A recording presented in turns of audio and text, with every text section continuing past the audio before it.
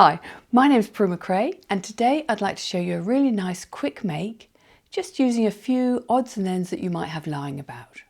And it's going to be this big bead bracelet. Now I'm going to show you a close-up in a moment, but at the moment we're just going to look at an overview. So I'm presuming that you might have some big bead of any size in your collection. It might be from a broken piece of jewellery, it might be left over from another project, it might be something you spotted in a charity shop, a necklace you decided to cut up and use the beads for, whatever. Just a bead or two, any size, because the braid will accommodate whatever size you want it to be. And for this one, I'm using waxed cord. Now you can use any sort of cord you want to, but for this one I wanted to use waxed cord. And this is a really nice one, a really nice shiny one. You get all sorts of waxed cord, some are more shiny than others, but they're quite good because they're quite stiff. Because the one thing you need to remember about this is you need to have a reasonable hole in the middle of the bead. So you need to get at least 2 cords through there. This is going to be an 8-cord bracelet, so you need to get as many cords through as you can, a minimum of 2, and they must be an even number, and you'll see why in a minute. So here's a close-up of our bracelet, and I'd like to talk you through the construction first of all. What we do first is put the bead onto as many cords as possible. Then I will show you how to attach extra cords. And the braid is made from one side of the bead round, then taken off the disc, and we braid on the other side. Now for this bracelet you will need 8 cords of approximately 70 centimetres, which is 28 inches. And as I said before, you need to get as many as possible through the hole in the bead, 2 minimum, and they've got to be an even number. The finishing off you can find out in other videos. So this is the starting point. In my particular bead, I've been able to get 4 cords through. So what I need to do is center the beads on the cord, find the midpoint, just make them a little bit more even than that. There we go. And then I'm going to tie an overhand knot at one side, close to the bead. Now, this is going to be undone later.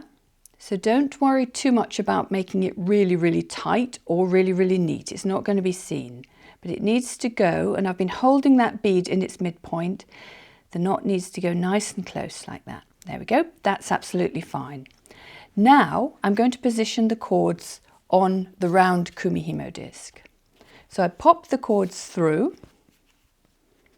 and what is important here is that you position the cords. If you've got 4 if you've only got 2, you must position them to the right of the north dot and to the left of the south dot. If you've got 4, as I have, then you can turn round and do it to the right there of that west dot, because I've turned the disc, and the left of the east dot there. So now what we do is we take another 2 cords of 70 centimetres. These are going to be folded in half, so these will make up our 4 cords. Find the midpoint and then position them in the other slots. So we would normally have our cords on either side of the north, south, east and west slots. So these ones I'm just putting across like that. And I've done them diagonally opposite like that. There we go. So now we are set up.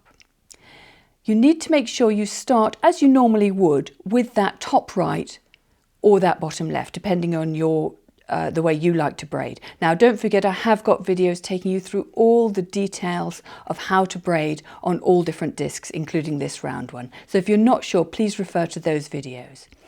But what we do now is just simply start to braid, and because we're braiding with those bottom ones, the new cords that we've put in will be locked into position. So as usual, braid, but just be a little bit careful that you don't pull too hard on any of these cords, so you don't pull them right through from the other side. So I'm doing my top down, bottom up, quarter turn, top down, bottom up, quarter turn. Now these are my newly positioned ones, top down, bottom up, quarter turn, top down, bottom up, quarter turn, and so forth. So you just continue to braid for as long as you need to. And once you've got to this point, you will find that all those cords are very firmly attached into the braid.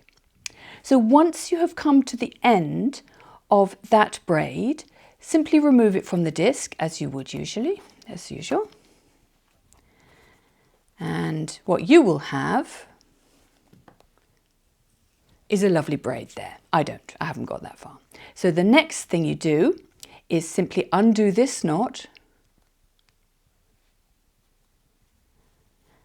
and you will find that the bead is neatly against the braid which you will have here, and you quite simply repeat the process. So these 4 cords go into the disc as before, and you add your extra cords and carry on round. And so that is the way you do it. If you might have a design where you have 3 beads here, the same thing will apply. You do your knot, you do one side of the braid, you undo the knot, you do the other side of the braid.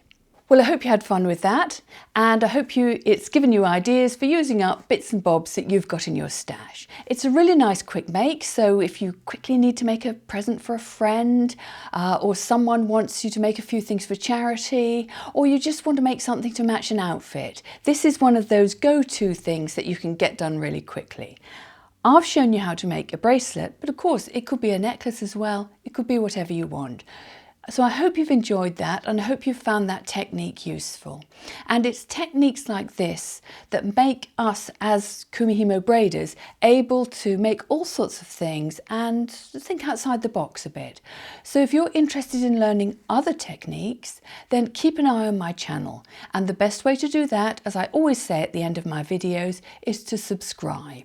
And that way you will be notified when I have new videos coming up, and you'll be able to really extend your Kumihimo skills.